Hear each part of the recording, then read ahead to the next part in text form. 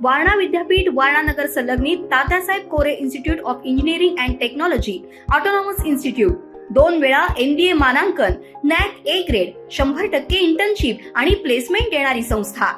प्रथम आणि द्वितीय वर्ष बीटेक करता TCS sponsored computer science and business system, cyber security, electrical, civil, mechanical, electronics and telecommunication, chemical आणि कम्प्युटर सायन्स अँड इंजिनिअरिंग, तसंच MTech करता structural engineering, CSE, construction management, mechanical design, chemical ENTC, त्याचबरोबर LLB, BA LLB, BBA LLB, BCA, BBA, MCA, MBA शाखांसाठी प्रवेश सुरू। वारणा विद्यापीठाच्या निसर्गरम्य परिसरात hostel, mess, बस, NCC, NSS, भव्य क्रीडांगण अशा सर्व सुविधांनी परिपूर्ण 1983 पासून तज्ञ आणि अनुभवी प्राध्यापकांमार्फत दर्जेदार शिक्षण देणारी संस्था TKIET वारणानगर ऑटोनॉमस इन्स्टिट्यूट। प्रवेश संपर्क 94 21 26 19 92।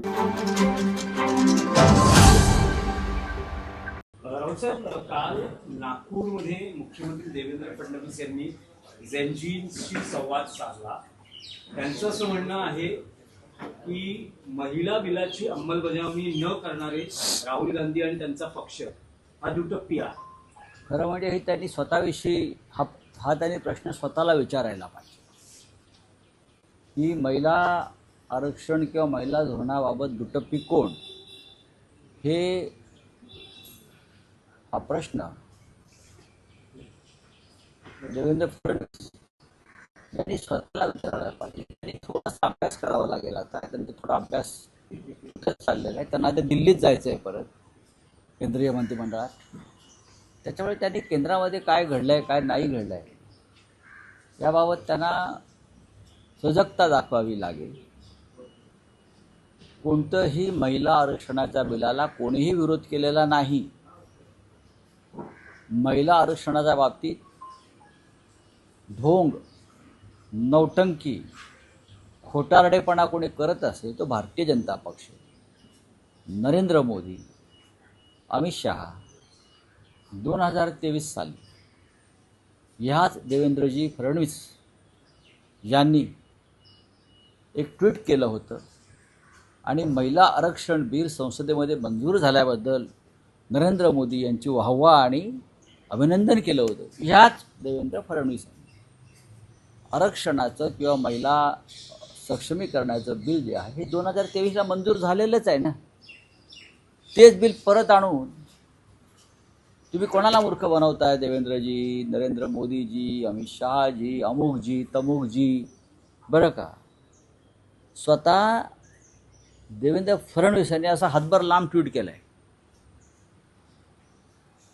अवतारी पुरुष मोदी यांनी कसं महिलांचा सन्मान केला, महिलांना बळ दिलं, महिलांना आरक्षण दिलं, हे गेल्या 100 वर्षात कसं झालं नाही वगैरे वगैरे। हे स्वतः देवेंद्र फडणवीस यांचं बघा तुम्ही समाज माध्यमात त्यांची भाषणं बघा। त्यानंतर फक्त ढोल ताशे वाजवून नाचायचेच बाकी होते, हे रेकॉर्ड करायचे तेव्हाच बाकी होते। त्यांनी तेव्हाच ढोल ताशे वाजवायला पाहिजे होते जो काळ वाजवले नागपुरात। 2023ला महिला आरक्षण बिल मंजूर झालं आहे आणि आम्ही असं म्हणतो आहोत सगळे की त्या बिलाची अंमलबजावणी करा। पण त्या बिलात त्यांनी घुसवलं आहे आता डिलिमिटेशन बिल,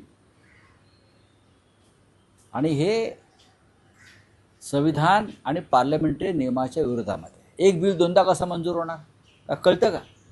आपण राज्याचे मुख्यमंत्री आहात ना, ते प्रधानमंत्री आहेत ना, अवतारी पुरुष। एक बिल महिला आरक्षण असं 2 वेळा कसं काय मंजूर होणार? जे 2023ला झालेलं आहे सगळे ओरडून सांगतायत। कानातले बोळे काढा,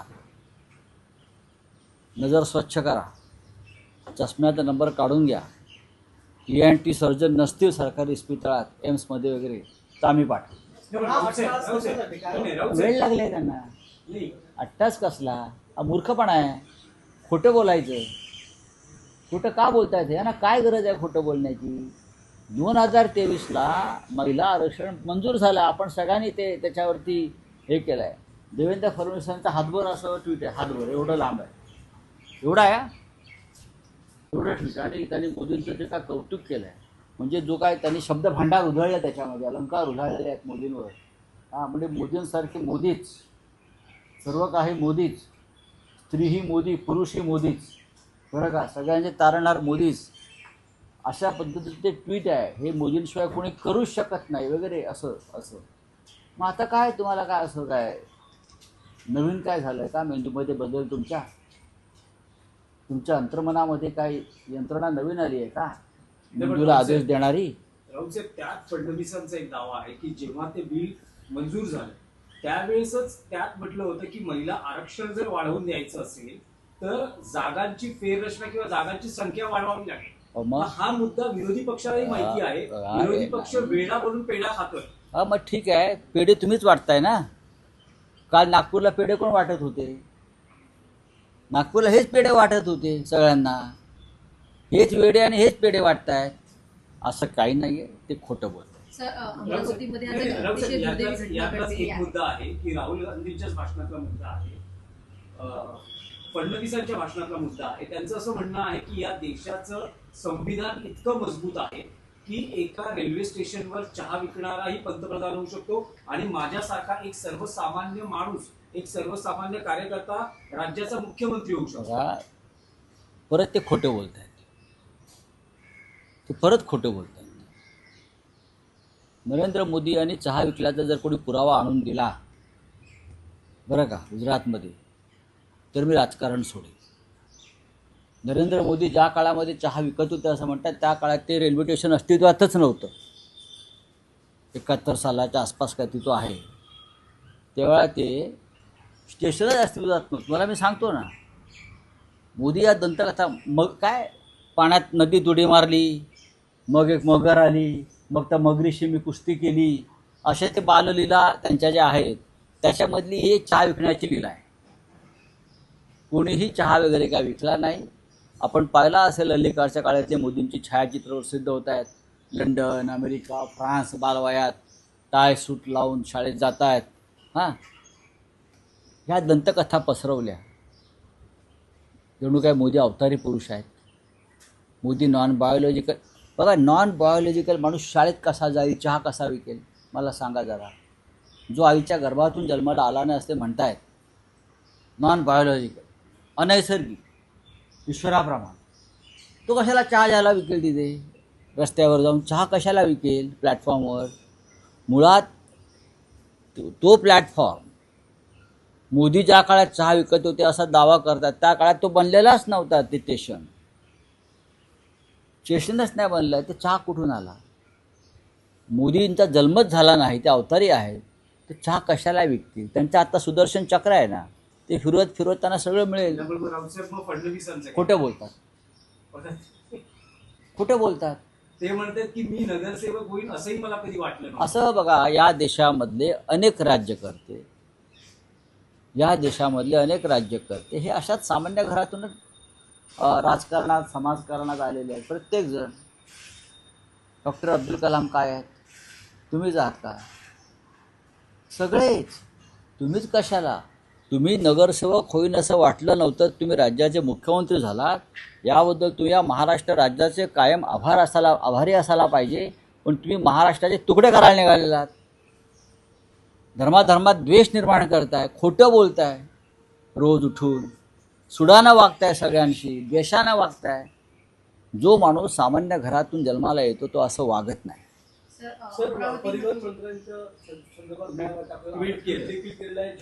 हा अत्यंत महत्त्वाचा विषय आहे, जो तुम्ही सगळ्यात आधी विचारायला पाहिजे होता. या राज्यातील हजारो रिक्षा चालक जे मराठी आहेत, सामान्य कुटुंबातले आहेत. देवेंद्रजी म्हणतात तितके सामान्य नाहीत, हे अतिसामान्य आहेत. तर ह्या सामान्य लोकांना नगरसेवक होता येणार नाही, आमदार होता येणार नाही, मुख्यमंत्री होता येणार नाही. ते रिक्षा चालवतात आणि पोट भरतात. अशिक्षित आहेत, बहुसंख्य सुशिक्षित आहेत. मी आत्ता नाशिक दौऱ्यावर होतो, त्याच्या आधी इतर काही शहरात गेलो, तेव्हा जे रॅपिडो बाईक नावाचा ॲप आणि जो का प्रकार आलेला आहे बरं का, बाईक रिक्षा, त्याच्यामुळे या हजारो रिक्षा चालकांचं रोजीरोटी संकटात आली आहे. मराठीच आहेत ना. एका बाजूला तुम्ही मराठी शिका, अमराठी रिक्षा चालकांना असं सांगताय, चांगलं आहे. त्याच वेळेला जे मूळचे मराठी भूमिपुत्र आहेत त्यांची रोजीरोटी तुम्ही हिरावून घेताय. मी प्रताप सरनाईक जे परिवहन मंत्री आहेत त्यांना आज पत्र लिहिलेलं आहे आणि त्यांना सांगितलं आहे हे शिष्टमंडळ त्यांना भेटू इच्छित आहे, त्यांना भेट मिळत नाही. आंदोलन करू इच्छित आहेत, आंदोलनाला परवानगी देत नाहीत. मग प्रश्न मांडायचे कसे? मी स्वतः त्यांच्याकडे वेळ मागितला. मी या रिक्षावाल्याला घेऊन कशा करताय. आणि ही जी कंपनी आहे रॅपिडो, यांनी अनेक मंत्र्यांच्या गणेशोत्सव, दहीहंडी, लग्न कार्य यांना प्रायोजकत्व दिलेलं आहे कोट्यवधी रुपयांचं. काही मंत्र्यांना निवडणुकीचा निधी दिलेला आहे. म्हणून ही परतफेड होते आहे का? परिवहन मंत्र्यांनी स्वतः ते सामान्य घरातून आले असं नेहमी म्हणतात. आमलेट पावची गाडी मी चालवत होतो कुठेतरी डोंबिवली वगैरे भागात, ते काहीतरी आमलेट ना काय भाजी पाव, आमलेट पाव, ते रिक्षा चालवायचे ना, भुर्जी पाव. राज्याचे डेप्युटी सीएम रिक्षा चालवायचे असा दावा आहे त्यांचा. अर्ध्या मंत्र्यांचा दावा आहे कोणी पानपट्टीवर बसायचं, कोणी ह्याच्यावर बसायचं. मग ही सगळी मुलं जी आहेत रिक्षा चालक गरीब, त्यांच्यावर तुम्ही अन्याय का करताय? कॅबिनेटमध्ये तुम्ही बंड का करत नाही या रिक्षा चालकांसाठी? कोणाचा दबाव तुमच्यावर आहे? दिल्लीतल्या चहावाल्याचा आहे का? हां, सांगा ना तुम्ही. जी भाषाशक्ती केलेली आहे त्याच्यावर अखिलेश यादव यांनी टीका केलेली आहे आणि भाजपातले मुंबईतले मंत्री किंवा नेते हे खंड पडलेत का? ते या भाषेच्या संदर्भात का काही करत नाही? जी नाही, अखिलेशजींनी असं सांगितलेलं आहे की स्थानिक भाषा यायला पाहिजे. अनेकांनी हे सांगितलं. गिरिराज सिंग आले होते काल, त्यांनी म्हटले की भूमिपुत्रांना, इकडल्या लोकांना व्यवसाय करताना स्थानिक भाषा यायला पाहिजे, पण हा नियम सगळ्यांसाठी सारखा हवा. आता कॉर्पोरेटमध्ये लोक काम करतात, ते कुठे मराठी बोलतात? त्यांच्या कानाखालीच मारायला पाहिजे. मग मुंबईतल्या कॉर्पोरेट क्षेत्रात किती लोकांना मराठी येत आहे, किती लोक इकडला मराठी धर्म पाळतात, हा तो विषय. आणि हा विषय योग्य आहे. इथे राहणाऱ्या प्रत्येकाला मराठी भाषा आलीच पाहिजे. मग तो एखाद्या कॉर्पोरेट कंपनीचा संचालक असेल, डायरेक्टर असेल, हां, काम करणारा असेल, कोणी यायचं बाहेरून आणि मराठी भाषेचा अवमान करायचा. फक्त रिक्षा चालकच कशाला? कायदा आहे ना इथे मराठीचा, तो सर्वांना अंमलात आणावा असं अखिलेश यादव यांचं म्हणणं आहे. मोठी दुर्घटना घडलेली आहे. अमरावतीच्या रुग्णालयामध्ये आग लागली. 39 जे नवजात बालक होते ते प्रभावित झाले, तर 3 बालकांचा जागीच मृत्यू झाला. हो, मग त्याच्यात आता राज्याचे जे मुख्यमंत्री आहेत देवेंद्र फडणवीस, ते हे राहुल गांधीमुळे झालं असं म्हणणार आहेत का? काय की पंडित नेहरूमुळे झालं? तुमचं राज्य हे रसातळाला गेलेलं राज्य आहे. आरोग्य, शिक्षण, रस्ते विभाग, कुठे एकही खातं नीट चालत नाही. मुलं जळली जात आहेत, मारली जात आहेत, खड्ड्यामध्ये लोक पडून मृत्यू होत आहेत. आणि तुम्ही हे राहुल गांधीची स्पर्धा करताय. राहुल गांधीची स्पर्धा तुम्हाला शक्य नाही देवेंद्रजी. या क्षणी राहुल गांधी खूप पुढे निघून गेले. हे काल जे होते हे स्वयंसेवकांची मुलं होती त्यांच्या. बरं, मी ते एरवी फुल हाफ पॅन्ट घालतात, त्यांना काल फुल पॅन्ट घालून बसवलं होतं कालच्या त्या ह्याच्यामध्ये. हे त्यांनाही माहीत आहे देवेंद्रजींना. आणि सगळा पेड इव्हेंट होता. काही कोटी रुपये खर्च झाले. हा खर्च कोणी केला? जो ठेकेदार शालेय पोषण आहारामध्ये भ्रष्टाचार करतो, वाटाणावाला, बरं का, वाटाणा शिजत नाही ना 13 शिट्यानंतर, पगारिया नागपूरचा, तो हे खर्च करतो सगळे. म्हणून त्याला कॉन्ट्रॅक्ट्स मिळतात. पगारियाची सर्वपक्षीय मला माहीत नाही, माझ्याकडे त्याचं उत्तर नाही. कोणी असेल, जर त्याने गुन्हा केला तर त्याच्यावर कारवाई व्हायला पाहिजे आणि त्याचं कॉन्ट्रॅक्ट रद्द केलं पाहिजे. हे तुमचे प्रश्न अत्यंत चुकीचे आहेत की सर्वपक्षीय, धर्मपक्षीय. गुन्हा केला आहे ना, आता झाला आहे ना, तुम्ही त्या मुलांची बाजू घेतली पाहिजे. पत्रकारांनी पगाराची काय बाजू घेते? पगार या सगळ्या पक्षाचा आहे म्हणून. माझा आहे का? माझं कोणी नाही, मला माहीत नाही, मी पक्ष बघत नाही. शालेय पोषण आहारामध्ये मुलांना अत्यंत निकृष्ट दर्जाचं अन्न मिळतं आहे. तो कोणी असेल, तो ह्या पक्षाचा, तो त्या पक्षाचा, सर्व पक्षाचा. मग सर्व पक्ष गुन्हेगार आहेत. त्या मुलांची माफी मागा जाऊन सगळ्या पक्षांनी. आणखी एक प्रश्न आहे की सर्वोच्च न्यायालयाचे न्यायाधीश प्रसन्न वराळे यांनी एक मत व्यक्त केलेलं आहे की कुंभमेळ्याच्या मोठ्या बघा, न्यायमूर्ती प्रसन्न वराळे 1% म्हणजे 35 ते 38 कोटी रुपये हे जर ग्रामीण भागातल्या शाळांवर खर्च केले, शाळा वाचवण्यासाठी जे आंदोलन सुरू आहे मराठी शाळा, खर्च केले त्या शाळा वाचतील, अशा प्रकारचं विधान सुप्रीम कोर्टाचे न्यायाधीश न्यायमूर्ती प्रसन्न वराळे यांनी केलं आहे आणि ते अत्यंत महत्त्वाचं विधान आहे. आम्ही तेच सांगतो, नाशिकच्या कुंभमेळ्यामध्ये 38,000 नाही, आता 45,000 कोटीपर्यंत बजेट गेलं आहे. त्यातले फक्त 10 ते 15,000 कोटीच खर्च होणार आहे फार तर.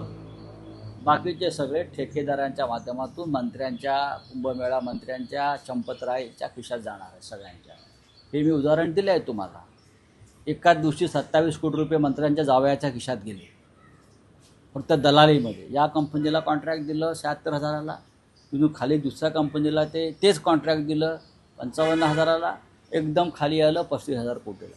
यातली जी दलाली आहे 27 कोटी रुपये, ते चंपतरायच्या जावयाच्या खिशात गेले 27 कोटी रुपये चौधरीमध्ये. हे सांगितलं आहे ना. हे जर शाळांना खर्च केले, शाळांवर, न्यायमूर्ती वराळे म्हणतात त्याप्रमाणे, पण याला न्यायालय जबाबदार आहे की भ्रष्टाचाराच्या प्रकरणावरती निकालच लागत नाहीत.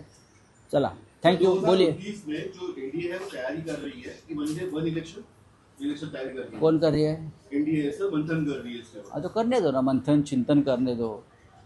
कितना भी मंथन करे, कितना भी चिंतन करे, लेकिन 2029 में ये लोग सत्ता पे नहीं आएंगे. राहुल गांधी बहुत आगे निकल चुके, बहुत आगे, देश के अनडिस्प्यूटेड लीडर बन गए. 2012 में जिस स्थान पर मोदी थे उस स्थान पर आज राहुल गांधी है. सर आपने जो चाइनीज घोटाले की बात की थी वो क्या मामला था? अरे भाई, महाराष्ट्र के स्कूलों में, गांव में जो मिड डे मील मिलता है उसकी क्वालिटी जाकर देखिए. जो वाटाना रहता है ग्रीन पीस, कुकर की 13 बार सीटी लेने के बाद भी वो पकता नहीं है, और वो कच्चा वाटाना हमको बच्चे खाते हैं. वो चाइनीज़ वाटाना है, वहाँ से आता है, उसमें प्लास्टिक है, प्लास्टिक का है कुछ. कॉन्ट्रैक्टर कौन है? बीजेपी का आदमी है, पगारिया. कौन एक्शन लेगा उसके ऊपर? वो बीजेपी को पैसा देता है, बीजेपी के सब प्रोग्राम स्पॉन्सर करता है. प्राइम मिनिस्टर ऑफिस ने उसके ऊपर ध्यान देना चाहिए. बड़े बड़े भाषण लाल किले से करते हैं गरीबों के बारे में. वो जैन जी के आप पूरे कार्यक्रम चल रहे हैं. ये बच्चों को देखो जरा. अखिलेश कुमार का जो है हिंदी बोलने का आपत्ति है, उसमें क्या होगा? अखिलेश यादव जी ने ऐसा कुछ नहीं कहा. यहाँ कानून है, हर स्टेट में कानून है, स्थानिक भाषा आनी चाहिए, यही अखिलेश जी ने कहा है ना. लेकिन ये कानून सबके लिए होना चाहिए. यहाँ जो कॉरपोरेट में काम करेंगे बड़े बड़े पदों पर, ऑफिसेस में, उन्हें मराठी बोलते, उनको भी मराठी आनी चाहिए. उनके ऊपर भी मराठी की सख्ती होनी चाहिए. हर राज्य में वहाँ की लोकल भाषा लोगों ने अभिमान से और स्वाभिमान से बोलनी चाहिए.